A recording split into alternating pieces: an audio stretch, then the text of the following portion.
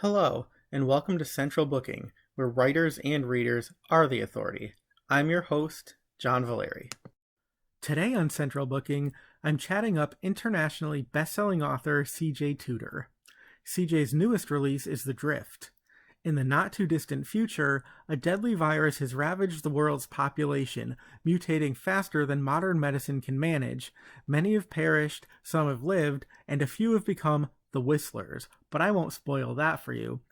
What fate will befall Hannah, Meg, and Carter?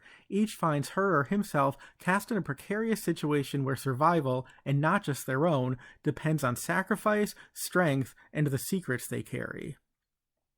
CJ made her debut as a novelist with 2018's The Chalk Man, which cemented her status as an author to watch and earned comparisons to the great Stephen King, who himself professed his enjoyment of the book, saying, "If you like my stuff, you'll like this." It went on to win the Barry Award, the International Thriller Writers Award for Best First Novel, and the Strand Critics Award for Best Debut Novel. She followed it up with the critically acclaimed standalones The Hiding Place, The Other People, and The Burning Girls, which will soon be released as a film by Paramount+. Last year, CJ published her first short story collection, A Sliver of Darkness, which showcased the impressive range of her imaginative abilities and ambitions. The Drift is a passion project that Tudor has been contemplating for years and marks a departure from her earlier works. There's no reward without risk, as they say, and the book has been getting raves from critics and readers. Publishers Weekly gave it a starred review, noting, "This is a masterpiece of its kind." Now, CJ Tudor tells us why The Drift was an idea worth fighting for, and teases what terrifying delights she has in store for her readers next.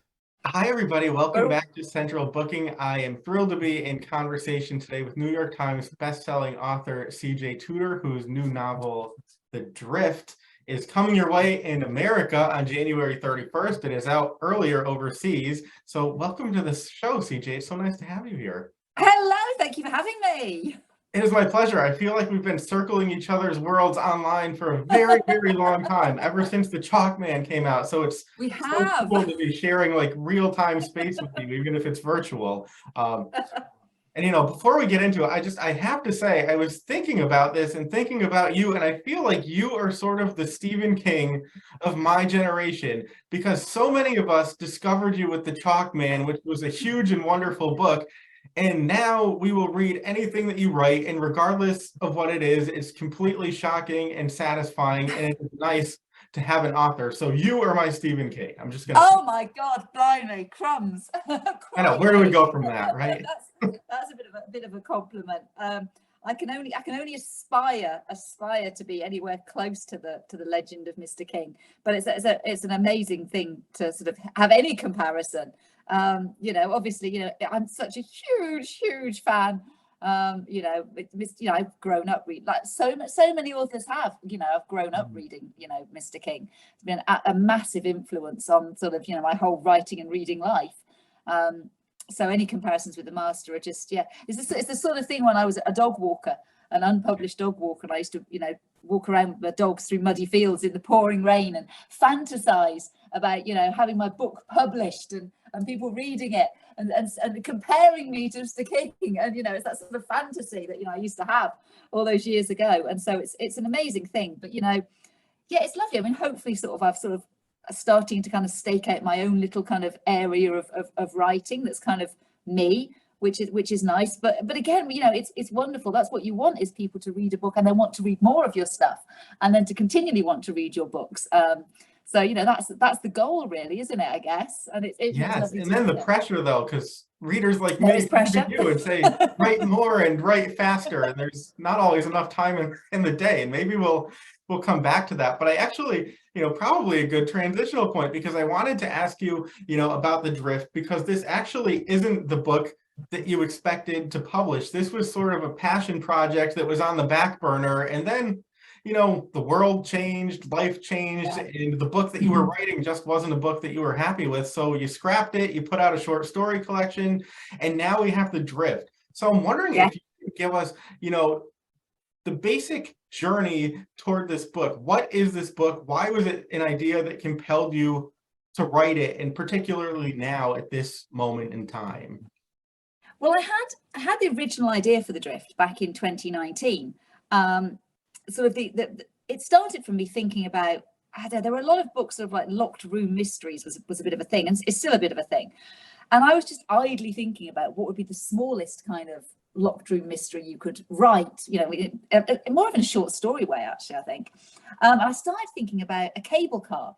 I started thinking of an idea of a stranded cable car, and then a murder takes place or something. You've got a very small group of people in a very small space.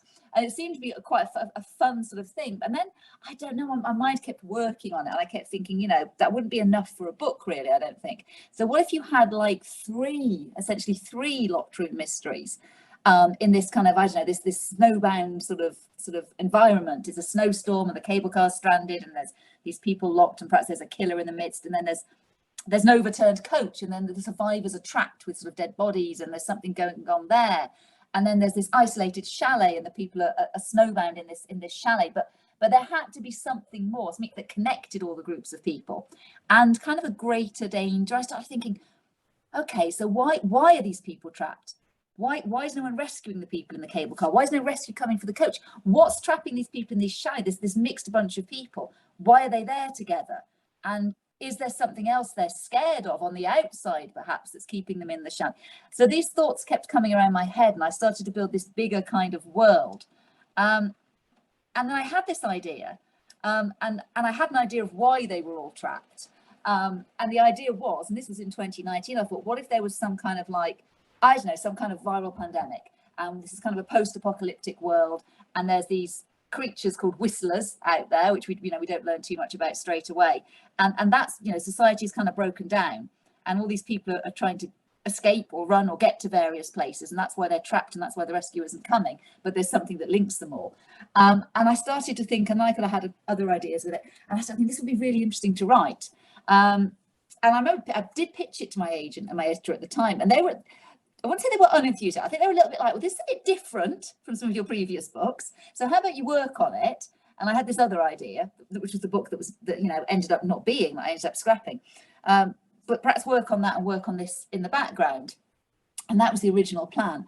And then, of course, sort of, like I say, various things happened. The pandemic happened for a start, which made me feel strangely prophetic.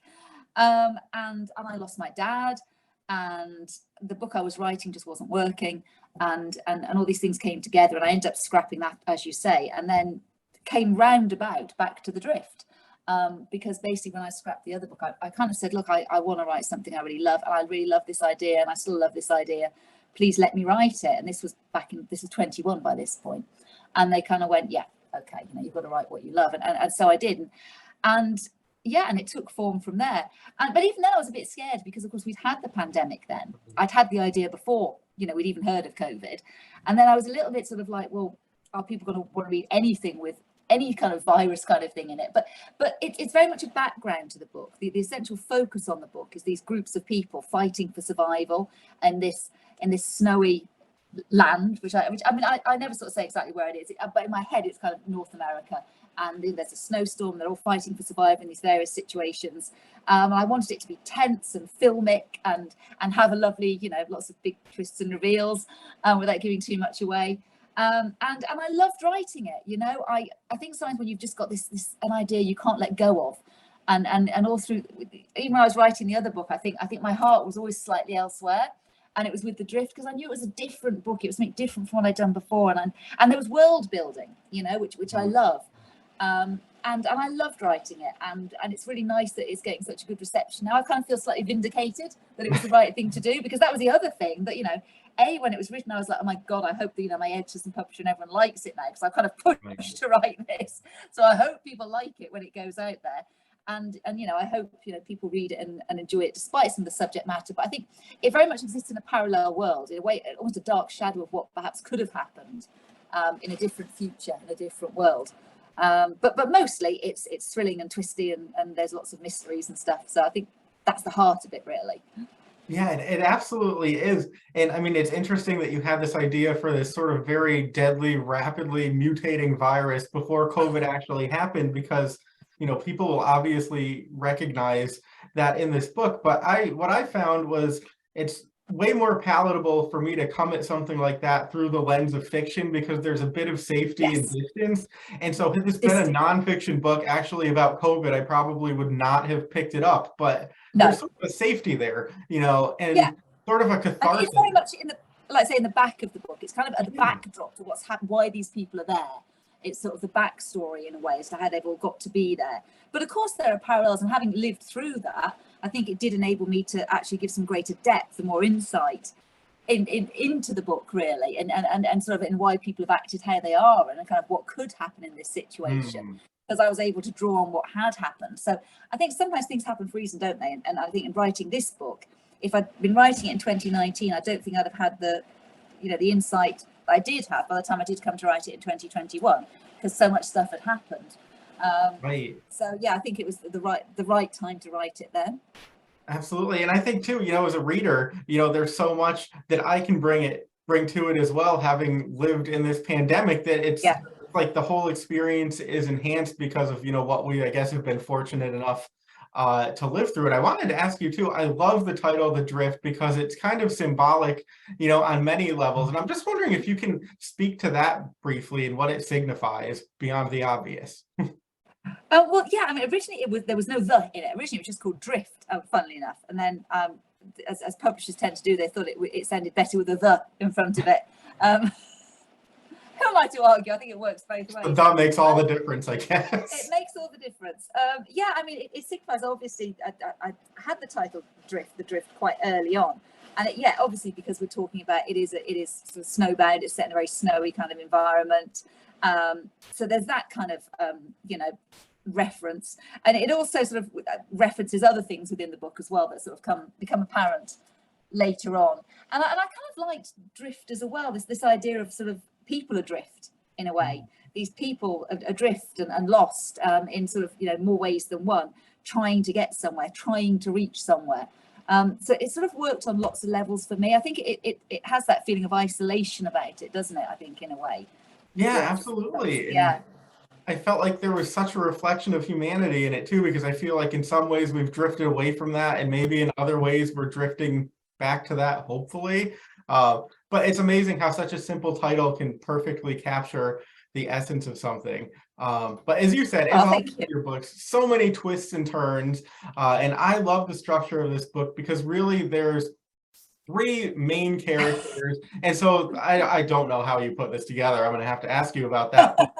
So the narration alternates between these three main characters. So you have Hannah, who is stuck on a bus or a coach, as you would say in the UK. There's Meg in a cable car, and then there's Carter at the retreat. So I'm wondering, if just really briefly and in a non-spoilery way, if you can just introduce us to those three characters and give us, sort of the situation that they find themselves in.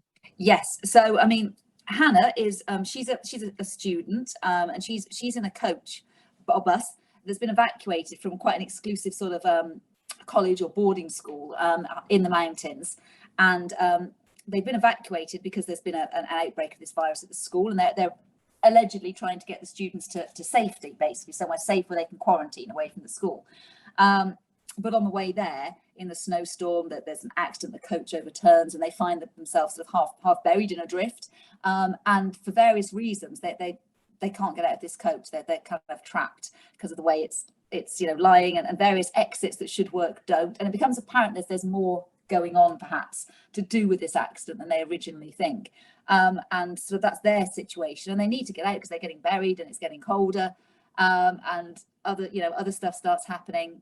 And so their survival is how they get out of this coterie and how they survive. And then there's Meg. She wakes up, basically. She comes to. She wakes up in a cable car that's become stranded thousands of feet in the air, and she's with 5 other strangers. None of them have any idea of how they got there, and it becomes apparent quite quickly that there could be someone who could be a killer in their midst. And they are also on their way to this mysterious place known only as the retreat. And again, they are in a situation where they're trapped in this cable car. The temperatures are dropping. They are all suspicious of one another because they're straight. They don't know each other. They don't know, who potentially could be sort of out for themselves.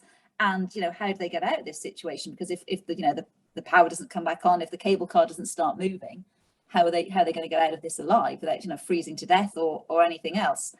And then there is Carter, and Carter is in this isolated chalet, which has become known as the Retreat, and he's there with this ragtag bunch of companions who keep it running, essentially. You know, they found themselves there for various reasons, and they keep everything running there for the people that come to the Retreat.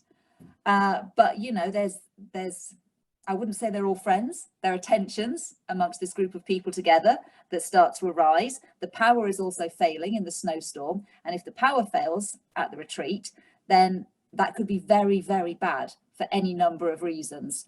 So there's a lot of tension, a lot of things going on in all the situations, and they are kind of, in a way, yeah, they're like three stories, each is their own story, which gradually you see become connected as the book progresses. But they each kind of have their own dramas and storylines and stuff going on, and gradually sort of come together, essentially. And we find out what the bigger picture is.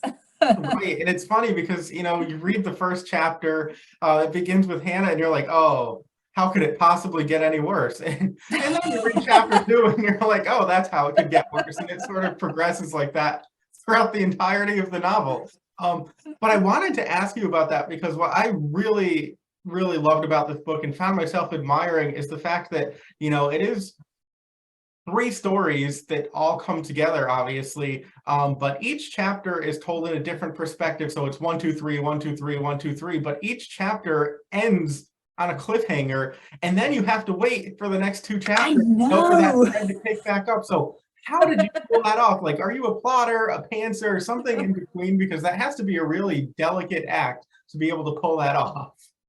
I am actually a pantster. I never really plot far ahead.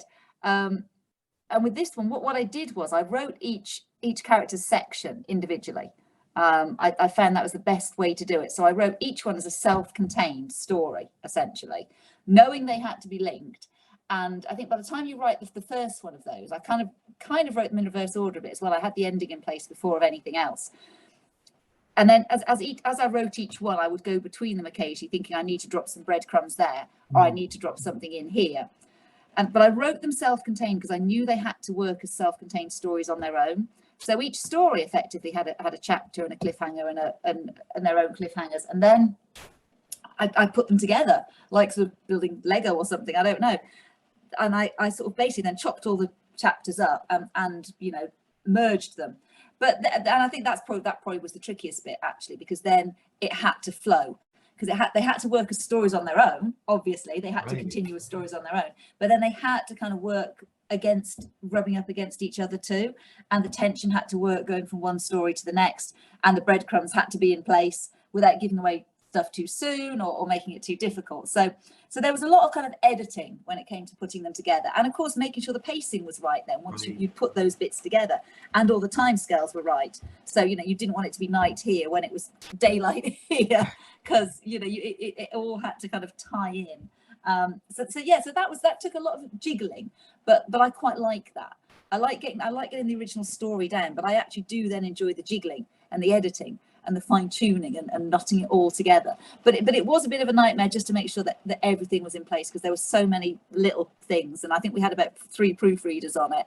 And even then at the final stage, I was like, oh God, that bit there, that bit. In fact, I hate it when people read proofs, because I'm just so conscious, for me, of the mistakes that will be in a proof that go out, because there is inevitably little, you know, I always want to say to people, you might have read the proof, but trust me, the final book is so much tighter. If there's anything in the proof you think, oh, that doesn't quite work, it does in the actual book. There was a couple of things that I was just like, oh God, someone's going to spot that and go, oh, that wouldn't work with the phone there because of this, and we caught that and we corrected that. But it drives me mad. I hate proofs going out. I'm such a perfectionist, and all I can think of is all the little things in there that we've worked on and made sure are absolutely spot on, that you don't always get in a proof.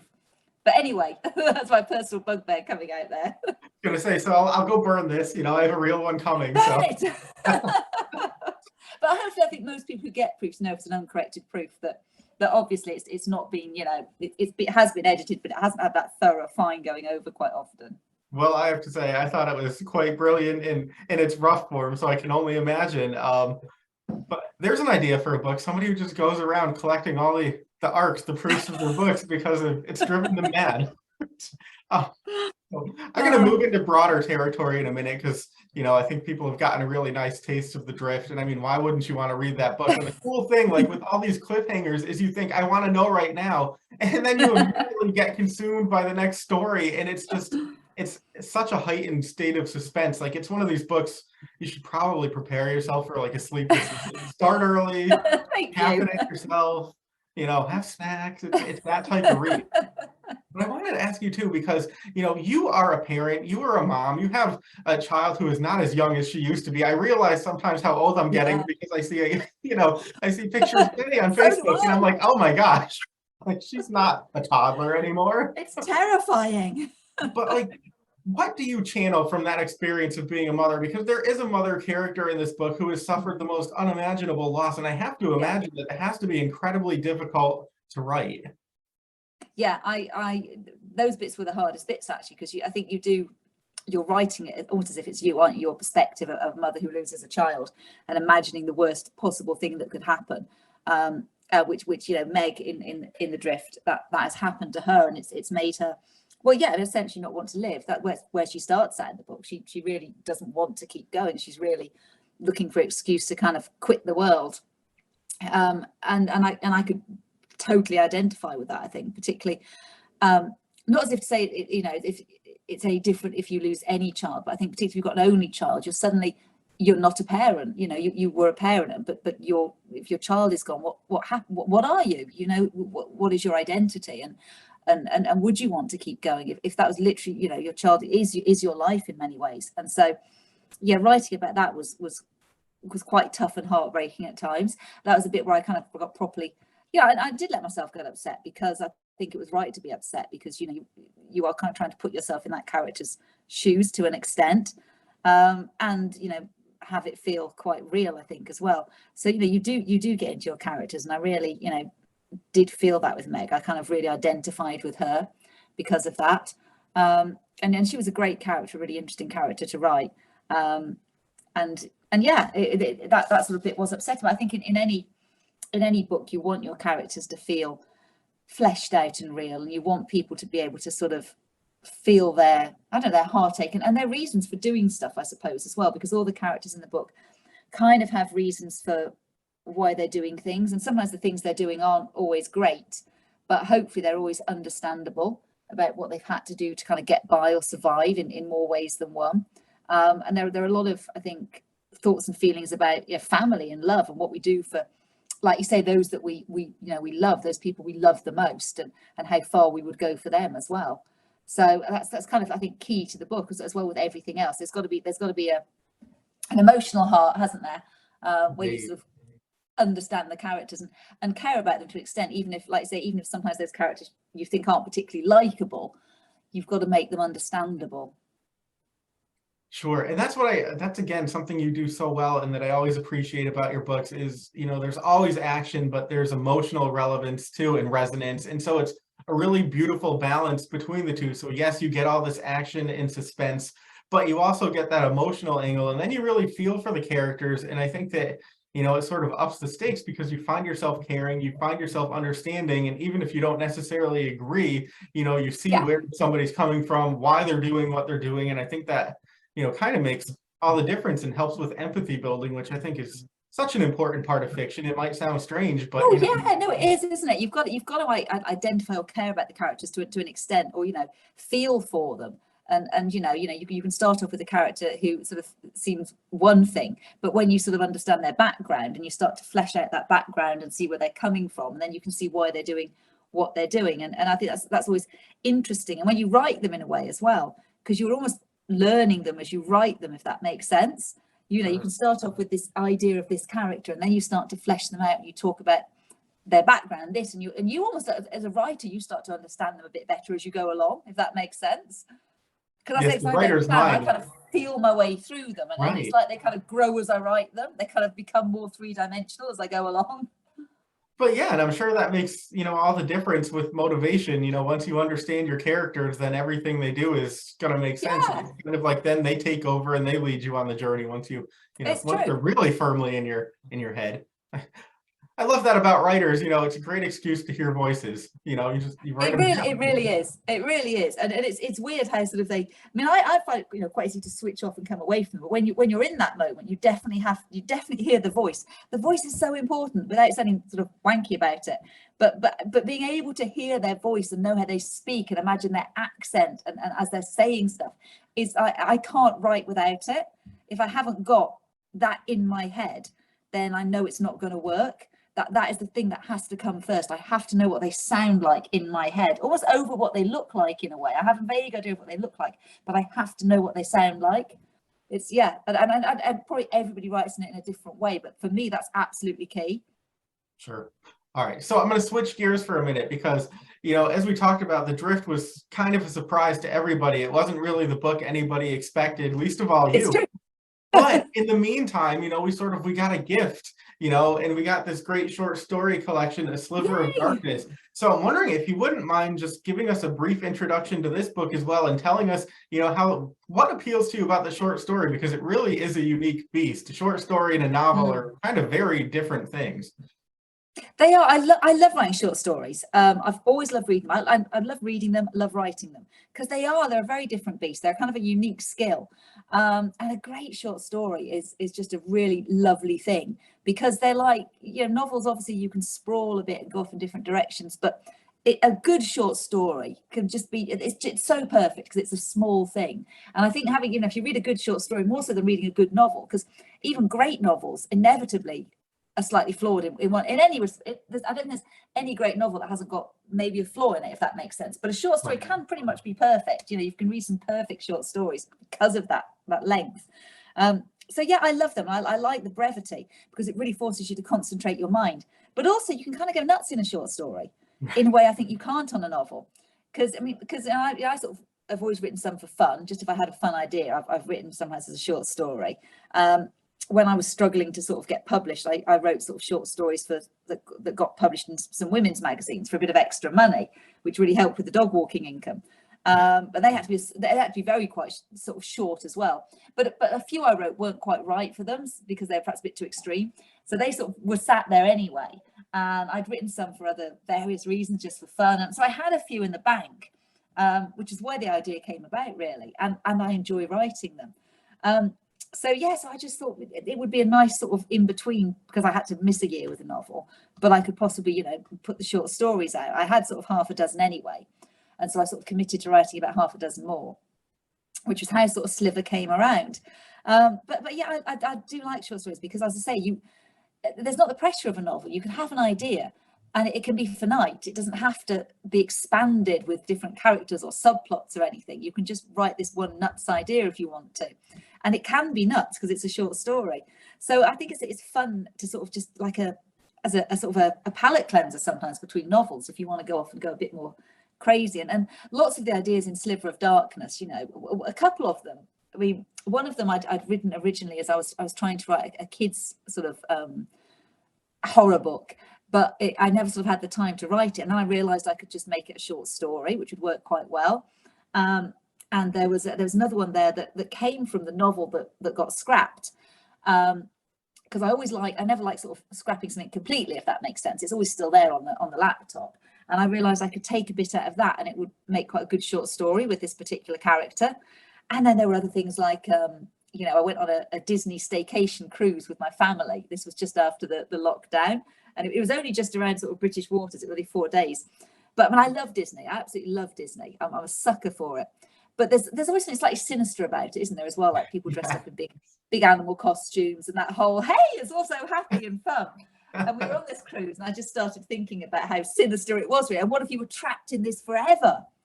You were on this ship for like ever, and and then the characters get a bit more ragtag and the costumes a bit more threadbare, but you can't ever leave for some reason. So that was the basis for one of the stories. And I have just had lots of fun writing the extra stories. I did them in between the book stuff.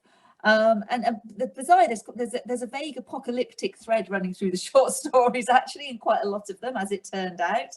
But they're a real mixture. There's some very short ones, there's some longer ones. A couple had come from some books I've been asked to contribute a short story to, but well over half of them were just original that I wrote specifically for the book. And I had a ball. It was a lot of fun. A couple there, there was a couple I'd consider expanding maybe if I got the chance. And yeah, people seem to have enjoyed it, which is good. I had fun writing them. It's great fun to read too, and I love that, it's sort of instant gratification for me as a reader, because I can read a short story and put it down and come back and not feel like I'm missing out on anything, whereas a novel is really an investment of time. Of course, I think I read this in like 2 sittings. It was like, okay, I'm going to read 6 short stories now and come back for the rest of them. But I'm sure that must be nice for you too, to be able to do something sweet and not have to work on it for an entire year before it comes to fruition. It was really nice to do. And I said, I do enjoy short stories, and they've all got to have, for me, a good short story is always going to have a little bite at the end of it, which I really enjoy as well. And it was, because I could sit down and just do one and go, I'm just going to write this story, and I sort of write it in a few days to a week. And then sort of, just edit it and tidy it up and make sure it all worked, and it was done and it was off. And there's something quite nice about that, because you don't have to sort of spend sort of a long period of time on it. I think it's quite nice to do that in between. So I really enjoyed them. I'd like to do another one at some point if I get a chance. So that's terrific. And I think my favorite part of the whole thing, oddly enough, is each story comes with sort of a personal introduction from you. Yes. And so, you figure out where the idea came from, and you learn a little bit more about you as a person and your creative process. And I find that so fascinating. So, you don't always get that with a short story collection. So I would highly encourage people, not only who love your work, but who are just interested in the writer's life and sort of that whole creative genius. I mean, it's a great insight into that. It's almost as enjoyable as the stories. That probably is weird to say, but I loved it. All right, so just a few more questions for you, and then I'm going to totally let you get back to life, because you have, many things and many people who are counting on you. But I did want to ask you about The Chalk Man. I mean, I talked about that earlier because that was your first book. It was huge, bestseller, award winner, and really it reached a lot of people. And I think that, that is the dream, and you sort of got it right out of the gate. Not to say that it was a short story, a short journey towards that, because but, not everybody has a debut that does as well as yours did. And so on the one hand, yes, it's a dream come true, but the reality of it too is now you have contracts and deadlines and expectations, and you understand that, other people's livelihoods can be affected by your creativity. Oh yes. Can you talk about going from the dream to then the reality of what a writing life really is like, and how you balance the two, freedom of creativity with the responsibility of what you feel you owe the world and your publisher? Yeah, it's interesting, because you don't really know or understand, because I didn't come from any kind of publishing. I wasn't entirely connected to publishing at all. I just love to write, and I was working as a dog walker, so doing a little bit of writing on the side when The Chalk Man was taken up by an agent and then eventually got published. So it was, I'd had a lot of different jobs, but yeah, it was the dream. I mean, it was amazing. It was, it was one of those crazy things to go from literally zero to having, being, the book was sold in like 40 countries or something. And it happened in about the space of 2 weeks. It was a bit like, suddenly publishers, it's gone to an auction, and then all these publishers are bidding on it. And it was just, I'd be getting phone calls while I was out walking the dogs and, cooking my daughter's tea. It was nuts. It really was. It was a dream, but I always say, there's I don't believe there's any such thing as an overnight success in publishing. I've been trying to get published for over a decade, and kind of getting nowhere, close but no cigar. I'd get a little break and then it just wouldn't happen. So it was amazing, but yeah, then it's interesting. I think I always say to any author who's got a debut coming out, please do enjoy it. Do enjoy that little bubble before it's published, because you'll never sort of have as much time to work on a book again as you will your debut. And there's that lovely sort of in-between state before the book comes out, before you have to worry about what people think about it or what it's going to sell or any of that, where it's just all the nice stuff before it's published. But it was amazing. It did do well. It sold well in so many countries. It was amazing. It was brilliant. I feel very fortunate, because I think that it's easy to say it's good. It's a good book. I can't say it myself. It sounds boasty, but I think there's so many good. A lot of authors write great books and don't always have the success they deserve. There's a lot of luck and there's a lot of timing in publishing. So I feel very fortunate, you know, that it gave me that big break that's enabled me to continue writing, because that's what it's all about, really, isn't it? You know, to be able to continue doing what you love. And the Chalkman has enabled me to continue doing what I love. Unfortunately, subsequent books have also done well. And I think, you know, after the debut, it's kind of on you a bit, because your publishers will put quite a lot behind your debut because they want to push it. You know, they want people to go and buy that book. But then I think the thing you quickly learn is that you won't necessarily get that behind every book. It kind of becomes much more on you, you know, to make the next books a success, and to sort of keep the quality up and write books people want to read, obviously. But also you kind of have to put yourself out there to go and do the work, to go to sort of, you know, festivals, and to go to various things, and to be on social media, and to kind of engage with readers and stuff, because that's the key to it all, isn't it? You know, to get to know readers, and for readers to want to keep reading your books. And for me, that's one of the best parts of it. And you know, social media is a double-edged sword, but that is a great way of being able to do it. That's a wonderful thing. And yes, there are contracts and there are deadlines, and you know, I'm on a book a year, essentially, that I did skip a year because of the one that, you know, we had to scrap. So I think essentially, you know, having a good working relationship with your editors and everything is, you know, having good publishers is essential in that situation. And I'm very lucky that I've got very supportive publishers. But there is a pressure, absolutely. You know, I'm feeling a bit behind deadline at the moment, because, you know, last year was exceptionally busy for lots of reasons. Travel is back on, festivals, events, traveling to different countries for things, which is amazing. You know, I'm not going to go sit there and go, oh my God, my diamond shoes are too tight. It's amazing. It's lovely to be able to, it's a privilege to do that. I've been to countries I never imagined I would go to because of the books. It's enabled me to do things I never dreamed of. But there is obviously a pressure then, because you have to write the next book. And I think you put the pressure on yourself sometimes more than anybody else, because my publishers have always been quite good with deadlines. They're very supportive, but I have a pressure on myself. I don't want to fall behind, because then I've got to write the next book and I'll be behind for that. And I want to make sure I deliver a book that's good. I don't want to let people down. So in a sense, each book you want to be better than the last, and you want to surprise people, and you want them to love it, and you don't want people to go, well, it's not as good as the other one, is it? You know, it's a bit, you don't want that. So that you put that pressure on yourself, I think. Because, you know, it is a job. You have to think of it as a job. It's a business. It is a job. You're doing something you love. But like you say, there are people that are counting on you to produce this work and to do it by a certain time. And there are people, you know, looking forward to reading a book that they will enjoy. And the biggest thing for me is not letting people reading the books down, which is essentially why the book that never came to be got scrapped, because I felt it, you know, perhaps we could have patched it up and made it work, but I didn't want to put something out that I didn't love and feel proud of and want people to be disappointed in. So that's, I think, the biggest pressure, to put out a book that you hope people will enjoy and will love as much as the last one, hopefully. So yeah, there are all those things, but I feel very lucky that I get to do it still. You know, I'm lucky that I get to write for a living, because not every author gets to write for a living. You know, lots of other authors have to have other jobs as well. Again, I have been very fortunate. So I would never knock it, and I never sort of sit there and complain. But realistically, you have to think of it as a job, and you have to kind of knuckle down. There's no airy-fairy way of writing. This whole, like, you know, I'm going to float off to Paris or a retreat and do this or the other. Like, it's not. Eventually, you've got to sit down and write wherever you may be, you know, in your pajamas. That's what it's all about. And you'll have good days and bad days, and I don't do word counts or anything like that, because my life is chaotic. And I don't see any point in setting yourself up for failure. You'll have days where you just literally can't write, where I just can't get to the keyboard, so I've got so much else on, and I just have to squeeze in where I can sometimes. But that is life. That is everybody's life. So yeah, and I'm lucky. I'm really, really lucky.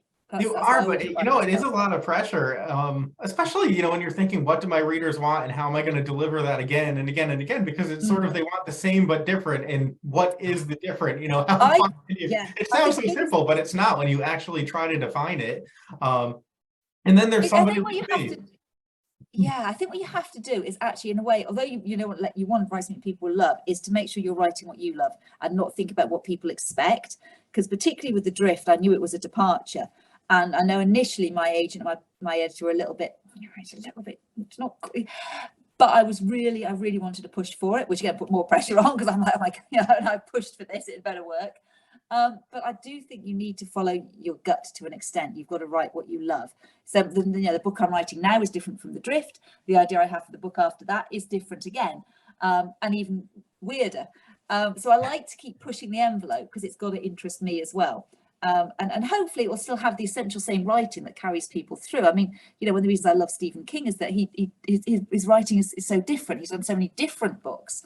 He's not done the same thing again and again, because for me that would be incredibly boring and dull to have to sort of churn out the same kind of book again and again. So yeah, so that's sort of how I think you've just got to write what you love. Otherwise there's no point doing it. I couldn't be sort of as commercial as to think of, oh, what do my publishers want, what's going to sell best or whatever. That's not where my brain goes. It's got to be what excites me, really. No, and the passion comes through. I mean, there's such an energy to this book, and as a reader you can feel that. And I think that's why people respond so strongly to you, is that, you know, regardless of the book, regardless of the story, we know if it's a CJ Tudor book, we're going to enjoy it. Like, it's going to be something that we consume ravenously, and then we come to you saying, what's next, and when does it come out? But I think that, you know, that must be gratifying as an author, knowing that regardless of what you write, you have earned your readers' trust and they will read it. And, you know, if it takes a year or 2 years, it'll probably be an unforgettable book. And so people will not forget about you in the meantime if you write an unforgettable book.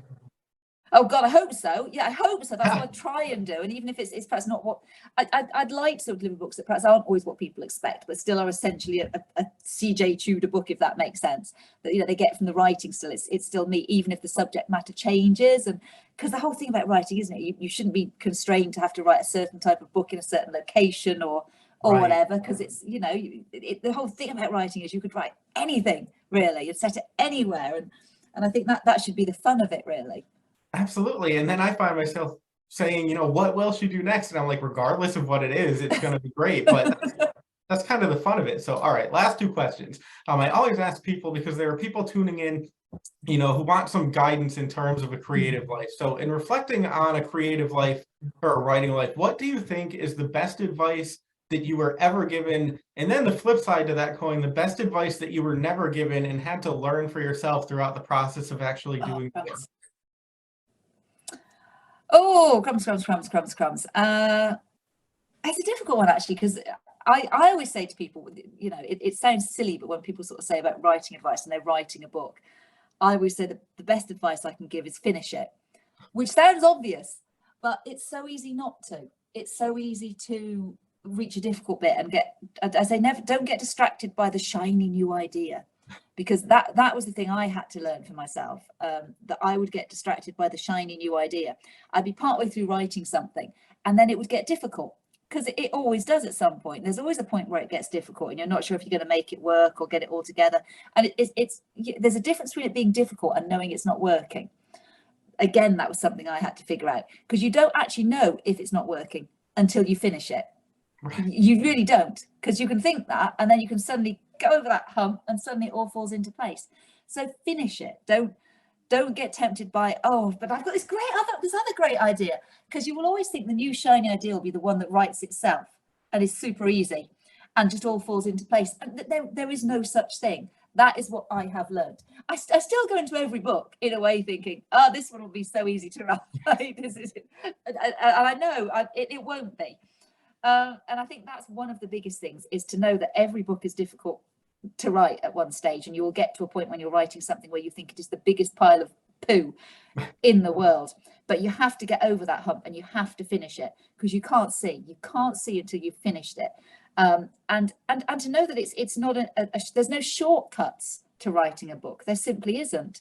You know, there's no shortcuts to getting an agent or getting a publisher. There's no, oh, I'll just send them this great idea and they'll just take me on. That doesn't happen, because you've got to prove you can finish the book. They've got to, that's the biggest thing that they need to know from you, that you can write a book from beginning to end and make it work. And that's certainly a piece of advice I wish someone had said to me, that there's no shortcut.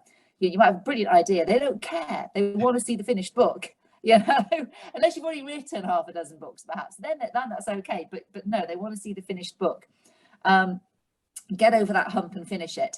And, you know, and know that sometimes, you know, I think when you're certainly, if you're sending off to agents and publishers, and we all get rejection, you know, rejection is tough, it's horrible.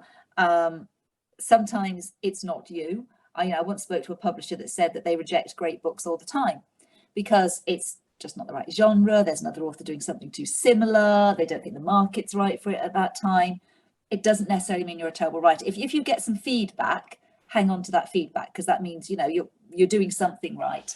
But similarly, know when to let an idea go, because sometimes, you know, if you've had 50 odd rejections, or, you know, from publishers, and it's just not getting there, I think you have to know when to put that to one side. It still might not be that it's a bad book, but it might mean the time is not right. So that's when the shiny new idea is useful. So the other bit of advice is, don't be tempted by the shiny new idea, but always have a shiny new idea, because then you've got something to look for. I never, ever start writing, you know, I always have another idea for a book when I'm partway through the book I'm writing. I never get to the end of a book and go, what should I do now? I always have another idea. Sometimes I've even written the first couple of chapters of it. And I think that's also really good advice, to not wait until you finished a book to think about what you're going to do next. Always, if you get inspired by an idea, write it down, because that can be the next book. Because then if for whatever reason something doesn't work out with this one, you've got something else to get excited about. So I think those are good mechanisms for working creatively. The good things that I've learned anyway, you know, because everybody has their own writing methods. It's really hard to give advice. You know, you can have great advice, you know, like what's the Stephen King one? Write with the door open and edit with the door closed. Is that it? Or is it the other way around? I can't remember. But that doesn't necessarily work. It doesn't necessarily work for everyone. There are lots of lovely sound bites you can get, but they don't necessarily work for everyone, because everybody writes in a different way. You know, when I hear about how some people write, you know, planners, for instance, with their spreadsheets and their post-its, and then they write their 30,000 word novel plans. And I'm like, but you could have just written 30,000 words of the book. But I don't understand. So, you know, but they would look at me in horror if I go, well, I just sit down and see where it goes. So everybody writes in a different way.